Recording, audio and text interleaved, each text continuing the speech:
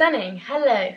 It's been a minute since I did a sit down video, maybe even over a year. I think this could be a very helpful video. So today I'm going to be giving you a list of things that I wish I knew before I came to uni. I'm going to make this as quick as possible because I hate when these videos are like 40 minutes long and there's like 10 points. It's not that deep. I am going to be basing this around my experience. Obviously other people's experiences may be different. I go to uni in London, but I'll be covering stuff that kind of is valid for every uni, so just keep that in mind.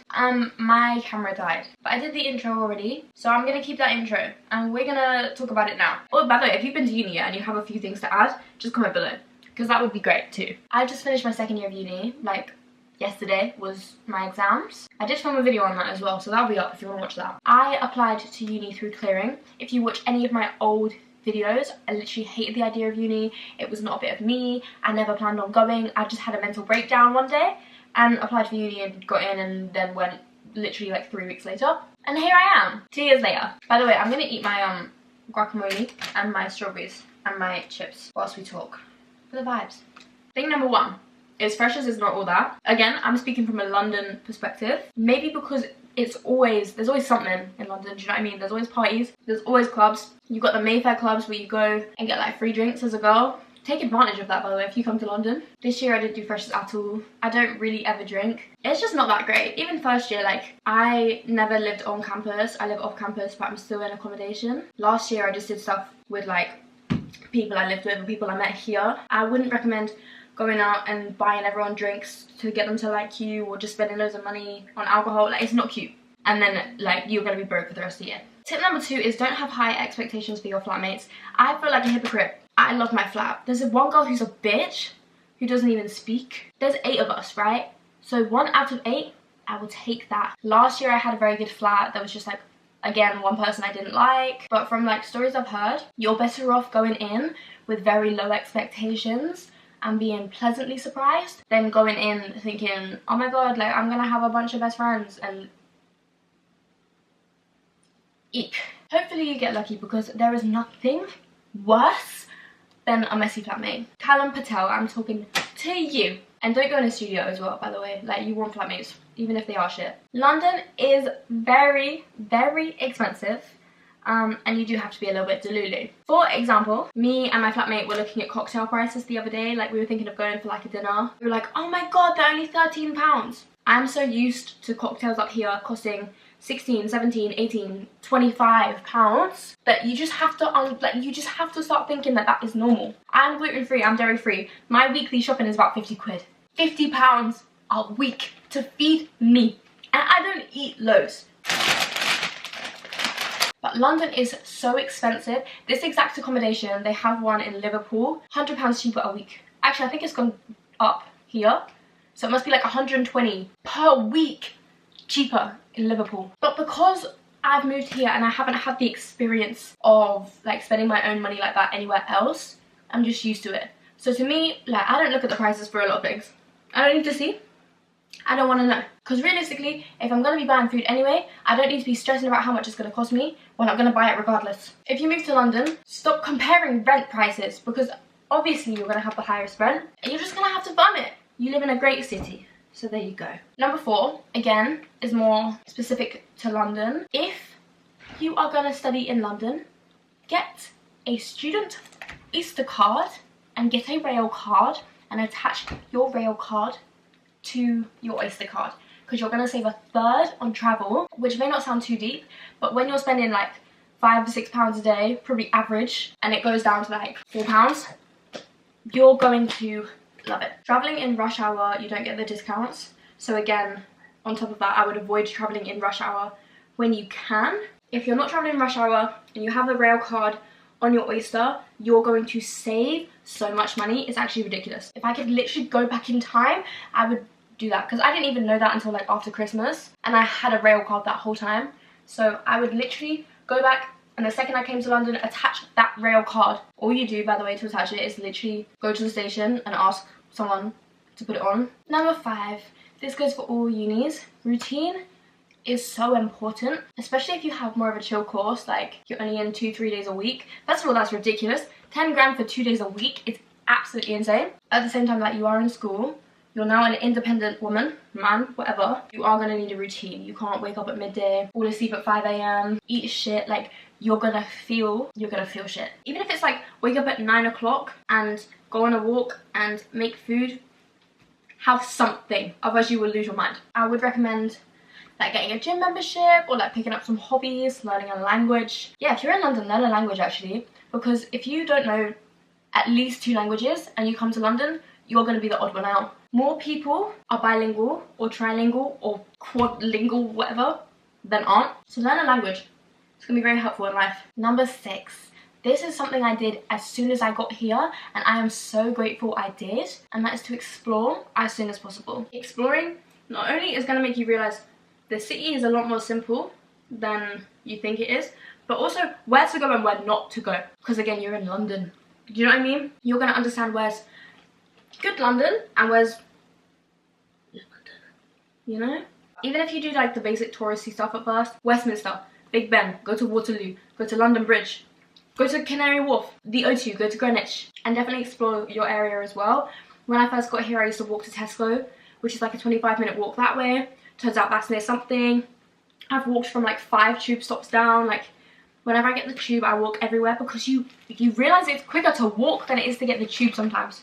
And then you save money. This one kind of contradicts itself in itself. Number 7 is to don't over budget. Like I said, London is very expensive, so you don't want to be like, oh, I'm only going to spend 30 quid a week, and yet you need to travel, you need to get groceries, you need to have a social life. Like, it's not going to happen. So don't over budget, but also at the same time, when you get that student loan, if you get that student loan, keep in mind that is there for a reason. That is not 2, 3, 4, 5, whatever you get grand to spend on beer at Box Park. That's not vape money, which if you're vaping in this day and age, put it down. Disgusting. That is not money to get into a club.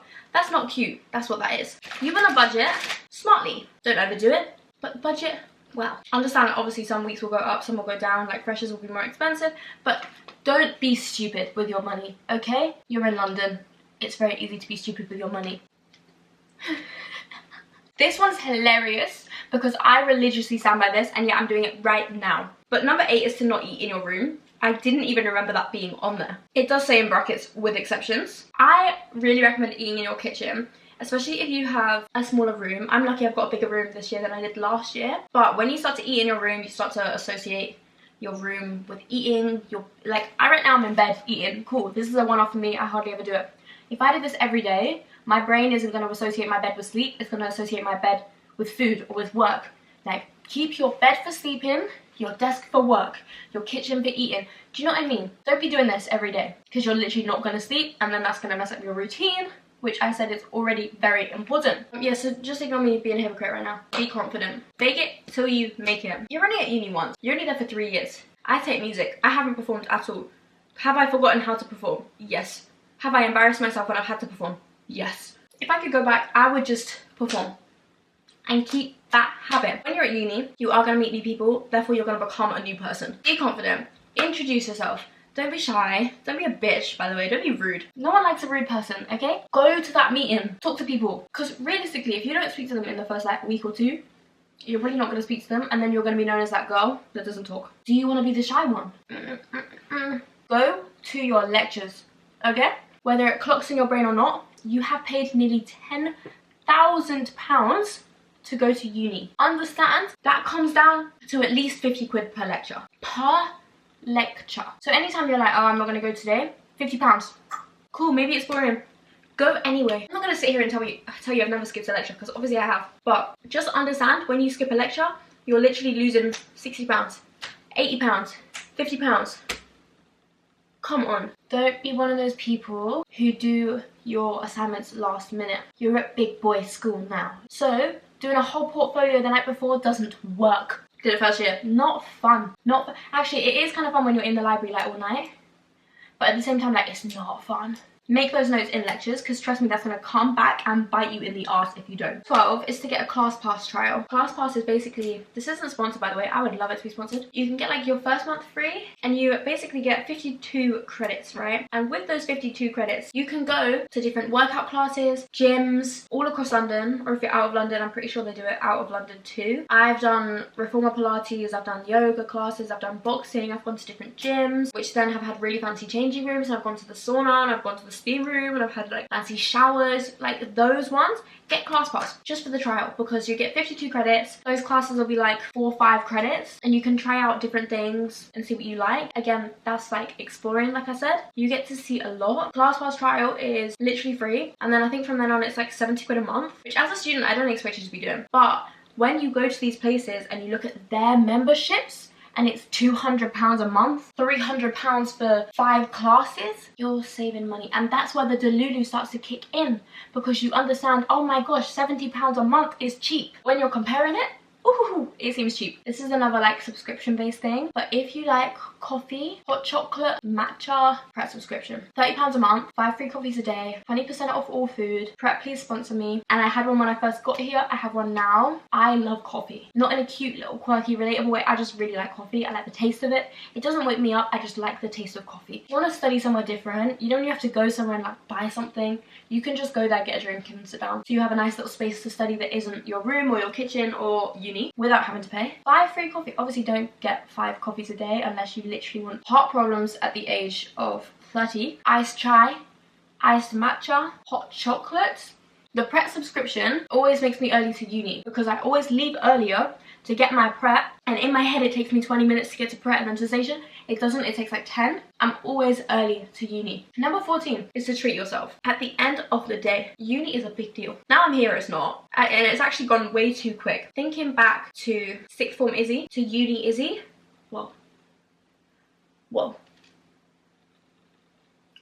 When I was in 6th form, I thought I was independent. I'm still that same level of independent now, but I don't feel as independent. Why? Because there's so much more pressure on me now than there was then. Back then, mum cooked me dinner. I drove myself everywhere, so I could come home whenever I wanted. Now, I need to make sure I get that last train, or get the first train, and get to places on time, and leave enough time to make sure that if there's tube strikes or tube delays, I can still get there early.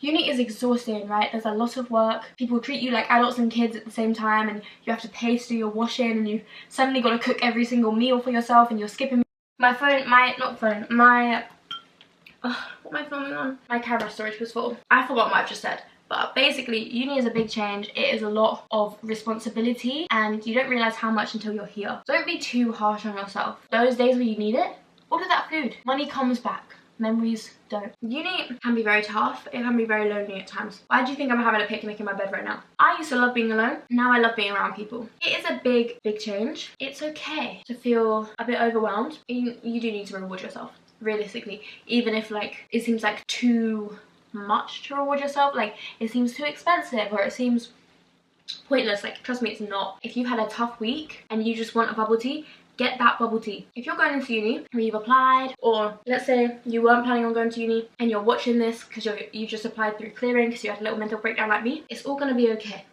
It's all gonna be fine. And when I look at me now and like my friends that went to uni compared to some, not all, to some of the people that stayed home, didn't go to uni, they are the same, right? And everyone who's gone to uni has matured. You literally learn to take care of a human being, which you've never had to do before. And then you go back home and you have those people who literally never left, and it's like, wow, you haven't changed. Having your own space and your own kitchen and doing that first food shop and like decorating your room, it is very fun. So just enjoy it, because at the end of the day it is going to fly by. That's my advice on going to uni. If you've been to uni or you're about to go to uni and you've heard any tips, feel free to comment below. Help other people out. Love to everyone watching.